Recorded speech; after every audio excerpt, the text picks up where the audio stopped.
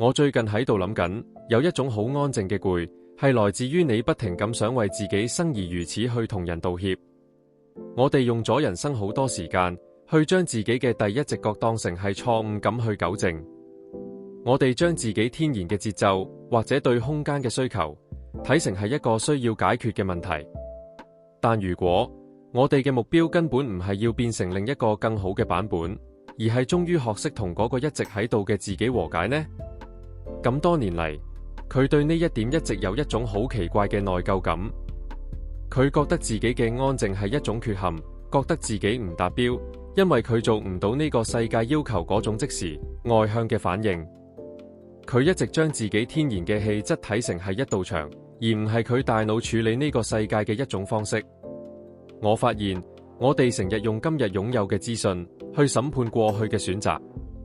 Chloe 以前會回想返自己嗰啲好戒備或者選擇等待而唔係企出嚟嘅時刻，然後對自己感到好沮喪。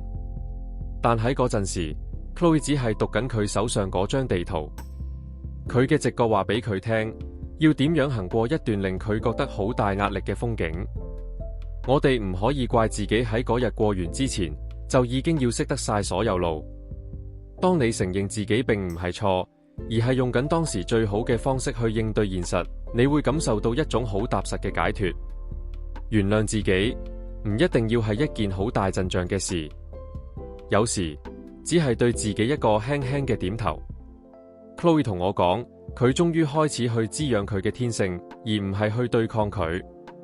佢發現自己嘅警覺同節奏並唔係一啲需要克服嘅障礙，而係佢行過呢個世界嘅方式。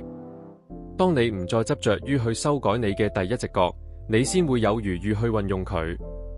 Chloe 發現佢嗰種觀察入微嘅天性，其實係佢最大嘅優點。佢唔係因為需要一個唔同嘅節奏而壞咗，佢只係守護住內心嗰座好不容易先建立起嚟嘅聖殿。我發現幾年前嘅嗰個你，可能只係等緊你講一句，我明白你當時點解要咁做。如果你內心都有一部分嘅天性係你一直掙扎緊要去接納嘅，好歡迎你喺留言區分享下，你係點樣開始同佢和解。